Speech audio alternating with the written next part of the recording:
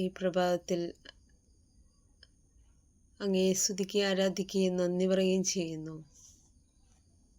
യെശയ്യാ 46 അധ്യായം 9 വാക്യം.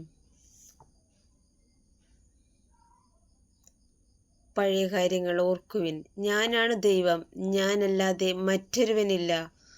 ഞാൻ തന്നെ ദൈവം, എന്നെപ്പോലെ മറ്റാരുമില്ല. ഈശോയെ, അങ്ങയെപ്പോലെ ഈ ലോകത്തിൽ ആരുമില്ല.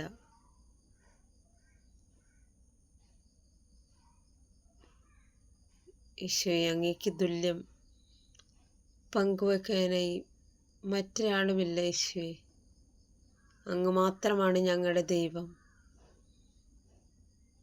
അങ്ങ് മാത്രമാണ് ഞങ്ങളുടെ അഭയം. ഈശോയെ, അങ്ങയെ ഞങ്ങൾ സ്തുതിക്കുന്നു.